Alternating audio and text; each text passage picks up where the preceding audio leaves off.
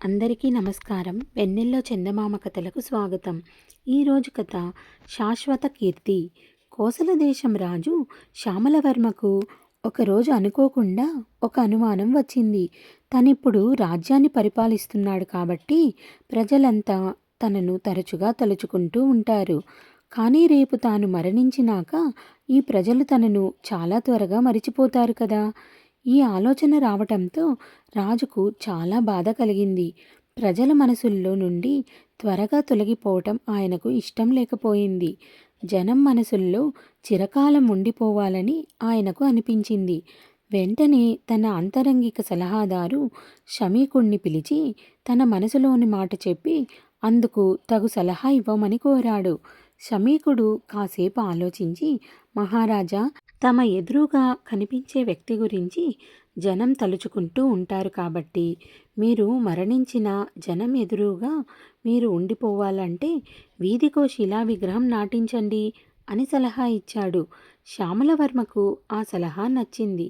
ఆయన వెంటనే శిల్పులను పిలిచి రాజ్యంలో తన శిలా విగ్రహాలు విరివిగా ఉండేలాగా ఏర్పాటు చేయించాడు.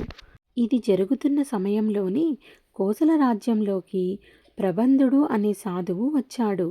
ఆయన ప్రతి వీధిలోనూ రాజుగారి శిలా విగ్రహాలు ఏర్పాటు చేయడం చూసి రాజుగారి సైనికులను అందుకు కారణం ఏమిటని అడిగాడు.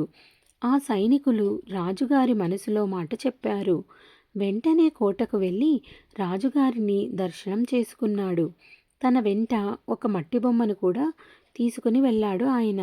రాజుగారిని చూసిన వెంటనే ఆయన తన చేతిలోని బొమ్మను నేలకు వదిలాడు. బొమ్మ నేలను తాకడంతోనే పగిలిపోయింది. ప్రబంధుడు పగిలిన బొమ్మను చూస్తూ అయ్యయ్యో, నా కీర్తి పగిలిపోయిందే అని విలిపించసాగాడు. మహారాజుకు సాధువు చర్య ఏమీ అర్థం కాలేదు. స్వామి, మీ మట్టి బొమ్మ పగిలిపోతే మీ కీర్తి పగిలిపోయిందని మీరంటున్నారు. నాకేమీ అర్థం కావడం లేదు. విషయమేమిటో వివరించండి. మహారాజా, పగిలిన ఆ బొమ్మ నా ప్రతిరూపం.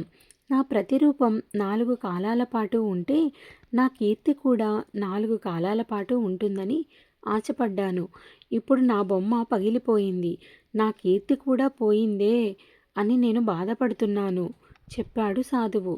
మహారాజుకు సాధువు మాటల్లో అమాయకత్వం కనిపించింది. స్వామి, మీరేదైనా ఘనకార్యం సాధించి ఉంటే మీ కీర్తి 4 కాలాల పాటు ఉంటుంది.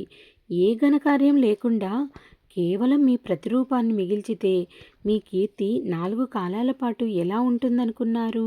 ప్రశ్నించాడు మహారాజు. సాధువు వెంటనే, నేను అదే ప్రశ్నించాలనుకుంటున్నాను మహారాజా. ఎలాంటి మంచి పని చేయకుండానే కేవలం వీధికో శిలా విగ్రహం స్థాపించడం ద్వారా మీరు శాశ్వత కీర్తిని సాధించాలని ఎలా అనుకుంటున్నారు? ఎదురు ప్రశ్నించాడు సాధువు. మహారాజుకు సాధువు మాటల్లోని అసలు అర్థం బోధపడింది. తన అజ్ఞానం తొలగిపోయింది. రాజా, శిలా విగ్రహాలను చూడడంతోనే ప్రజల మనసు మీ మీద లగ్నమవుతుందని ఆశించడం పొరపాటు. ప్రజల మనసులలో స్థానం సంపాదించుకునేందుకు శిలా విగ్రహాలు సరైన సాధనాలు కావు. ప్రజల మనసులలో చిరస్థాయిగా నిలిచిపోవాలంటే మీరు ప్రజలకు గుర్తుండిపోయే పనులు చేయాలి. తటాకాలు తవ్వించండి, సత్రాలు కట్టించండి, దేవాలయాలు నిర్మించండి. అప్పుడే మీరు ప్రజల మనసులలో చిరకాలం ఉండిపోతారు. మీ కీర్తి శాశ్వత కీర్తి అవుతుంది అంటూ వివరించాడు సాధువు. శ్యామలవర్మ ప్రబంధుడి సలహా పాటించి శాశ్వత కీర్తిని సంపాదించుకున్నాడు. కథ సమాప్తం. ఈ కథ నచ్చిందనుకుంటాను. నచ్చినట్టయితే లైక్ చేసి, షేర్ చేసి మా ఛానల్ని సబ్స్క్రైబ్ చేసుకుంటారని ఆశిస్తున్నాను. Thank you.